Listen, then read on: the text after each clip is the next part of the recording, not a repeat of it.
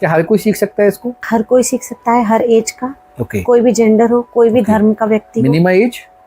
Minimum age है 8 साल। 8 साल का बच्चा थोड़ी सी इतना बड़ा, अंडरस्टैंडिंग आ थोड़ी जानी चाहिए। अंडरस्टैंडिंग हो जाती है। ओके। उसको अगर बोलोगे तो वो प्रैक्टिस भी करेंगे, जी जी। फील भी करेंगे। कितने दिन कंप्लीट करना पड़ेगा हमें अगर ये कम से कम 21 डेज सीखने के बाद, सीखने के 2-3 दिन मान लीजिए, या पूरे दिन भर में 7-8 घंटे में भी अगर आप टाइम दे पाए तो आप सीख सकते हैं। एक दिन में भी सीख सकते हैं आप? एक दिन में भी सीख सकते हैं। मेन पार्ट इसका अट्यूनमेंट होता है, बाकी का पार्ट इसका मैनुअल और प्रोसेस है।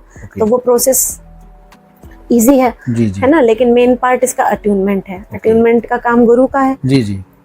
उनका काम होता है कुछ तकरीबन 45 मिनट 1 घंटे का। और उसके बाद उनका जो पूरा मैनुअल है वो सारे, उसमें टाइम लगता है थोड़ा सा समझने में, इसकी पद्धति समझने में, कैसे स्टार्ट करनी है, कैसे एंड अप करना है, और क्या क्या चीजों का ध्यान देना है, कौन कौन से नियम है इसके, आपको किस तरह से प्रैक्टिस करनी है।